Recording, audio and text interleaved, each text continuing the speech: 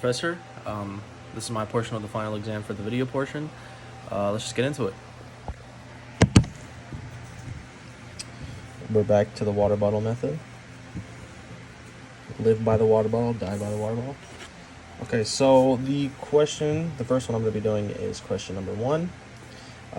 Use variation of parameters to find the general solution of the Cauchy-Euler equation.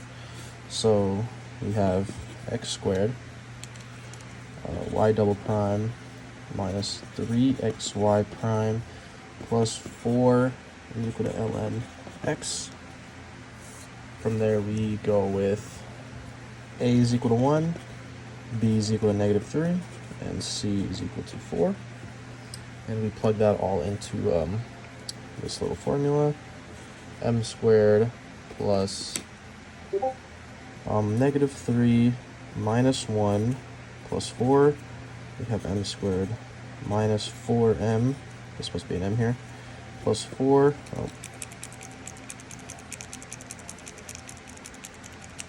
There you go. Plus 4. And then from here, we have m is equal to 2. Repeated root. So from that, we can do that our y of h is equal to c1 x squared plus c2 x squared ln of x, since it's a repeated root. From there, we know that our u1 is equal to x2, and our u2 is equal to x squared ln x. So we do our matrix x squared, and then we have x squared ln of x, and matrix again, and then the derivative of x squared is 2x, and the derivative of x squared ln of x is, you have to do the product rule, but we have 2x ln of x over plus x, since the derivative of the first and then plus the derivative of the second, so derivative of this is 2x times ln of x, and then derivative of ln x is 1 over x times x squared, which is plus x. And then from there we do our determinant, which is this times this and minus this times that. So we'll have x squared times 2x ln x, get that out of the way, ln of x plus x minus 2x ln x, and that would give us, once you do all of that, which is x squared times 2x, which was x to the third, I know this cancels out here, and then x squared times x, we have x to the third. From there, you can bring this down. We'll plug it into our Cauchy-Euler variation of parameter formulas. So we have u1 is equal to negative the integral of x squared ln x times ln x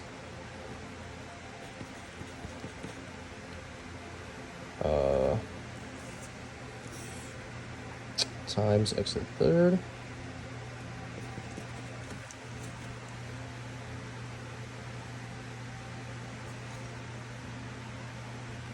Sorry, I'm back. Somebody called me. Same person. Let's get back into it. From here, we can simplify this down. So we have u1 is equal to the negative integral of ln squared x over x. And then from here, we can do our u sub. U is equal to ln of x du is equal to 1 over x dx. So that leaves us with the integral negative to the integral of u du u, and then we have negative u third over 3 plus 3, or plus c, sorry, plus C. My pencil wants to stop breaking. And then once we sub that back in, we get negative ln third x. Oh, you can't even see. That we have negative ln to the third x over 3. And then we can do our u2. Our u2 would be u2 is equal to the integral of x squared times ln x over x squared. This canceled out automatically. Oh, this is the third. Apologies. So there's still an x at the bottom of that. So we write that ln x over x. Here, easy du, or sorry, u is equal to ln x, du is equal to 1 over x. So that leaves us with the integral of just u, which is then equal to u squared over 2, and which is ln squared x over 2. And then from there we can write our final answer, which is y is equal to c1 x squared plus c2 x squared ln x minus ln to the third x over 3 plus, oh, there you go, perfect. Didn't mean to do that, but it works out. Ln squared x over 2. So circle that. That's the answer. Okay, back, new piece of paper, same person. So the next question we're going to be doing is question number 2. So let's write that down. Plus 4y is equal to x squared plus 3e to the x. So this one is use the method of undetermined coefficients to solve the IVP. Let's write our IVPs. Is equal to 0, y prime of 0 is equal to 2. All right, from here we're gonna rewrite this starting with r squared plus 4r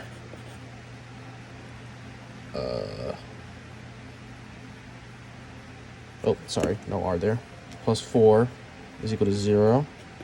And then we have that r is equal to plus or minus 2i. And from there, we can write that our y of h is equal to c1 cosine of 2x plus c2 sine 2x. From there, we can make a guess, since our second half is x squared plus 3e to the x, we can make a guess that f of x is ax squared plus bx plus, no, it's not x, plus c, and then f prime of x is equal to 2ax plus b, and then f double prime of x is equal to 2a. From there, we can plug that back into our initial equation given. So we'll have 2a plus 4 times y, which is ax squared plus bx plus c is equal to just x squared for now, since we do not include the exponential. We'll do that later. We have 2a plus 4ax squared plus 4, that's plus 4b plus 4c is equal to x squared. We can go ahead and group our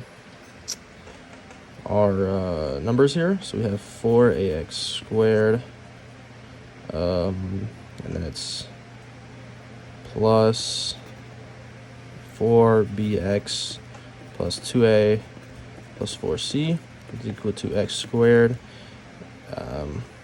So then we have that our 4ax squared is equal to 4ax squared. We don't write the x squared, but is equal to 1.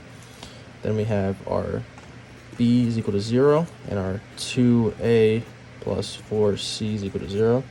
So a is equal to 1/4, b is equal to 0, and then here 2 times a is 1/2, and then 1/2 divided by 8 is equal to, this would be negative 1/8. There you go. So from there we can write that y of p is equal to 1/4 x squared minus 1/8. Then from there we're going to want to tackle the exponential part. Here, since our exponential, we always just write our f of x as, well, let's just write this first. And then from there, we can always make the guess that y of p is equal to ae to the x. And then from there, we can tell that y prime is equal to ae to the x, and y double prime is equal to ae to the x. And then, oh, I'm running out of space here. I didn't even notice. We can, lost my train of thought. Okay, plug this back into the initial equation. So we have ae to the x plus 4ae to the x is equal to will be equal to 3 e to the x. So then we have 5ae to the x equal to 3e to the x. Then we have 5a is equal to 3 and a is equal to 5/3. And then we could say that y is equal to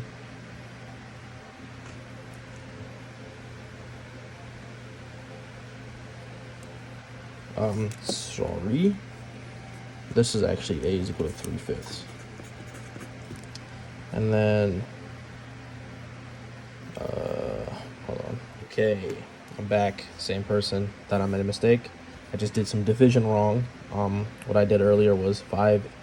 I divided the 3 into the 5 and made it equal a, but no, you divide the 5 by the 3, so you have 3/5. And then from there you have 3/5 e to the x. Cool. And then get a new piece of paper. Ran out of space on that last one. From there we can add everything together, so we can have y of x is equal to, let's see, what did I write down here?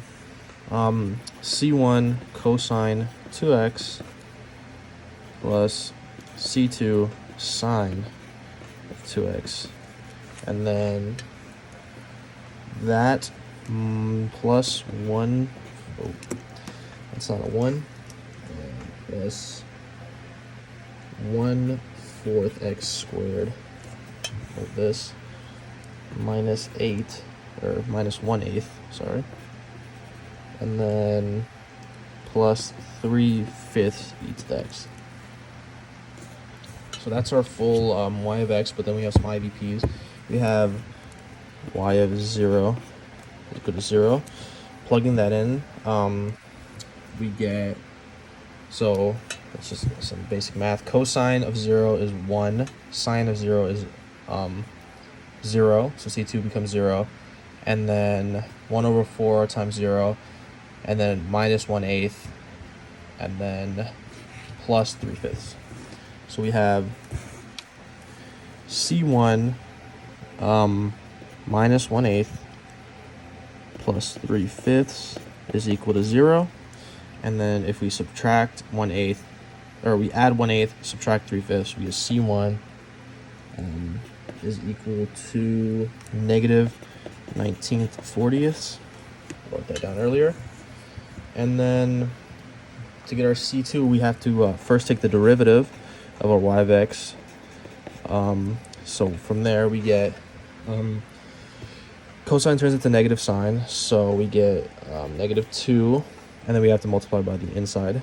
2c1 sine of 2x, and then sine turns into cosine, plus 2c2 cosine of 2x, and then plus 1/2 x plus 3/5 e to the x, since our constant goes away.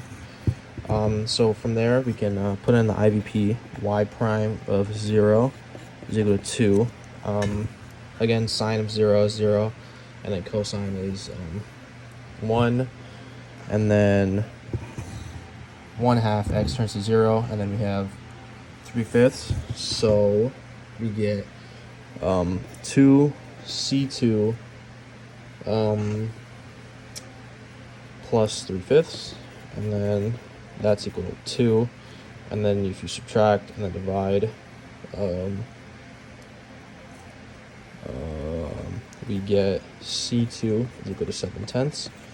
And then our final answer is negative 19/40 cosine 2x plus 7/10 sine of 2x plus 1/4 x squared minus 1/8. I can't even see what I'm writing. Minus 1/8 plus 3/5 e to the x. Circle our answer. That is the full one. And bam. Question number 2. Bang. Okay, I'm back. New piece of paper. Again, same person. Let's just get into the last question. The last question we're doing is question number 4. This one reads, let's modify the exponential decay model with the following. Suppose that a substance decays at the rate that equals 1/3 of the mass of the substance raised to the 4th power. Let's say we start with 10 grams of a substance and a unit of time is years. Okay, so question A, or part A, I should say, is asking, write the differential equation IVP that models the situation, include units and initial condition.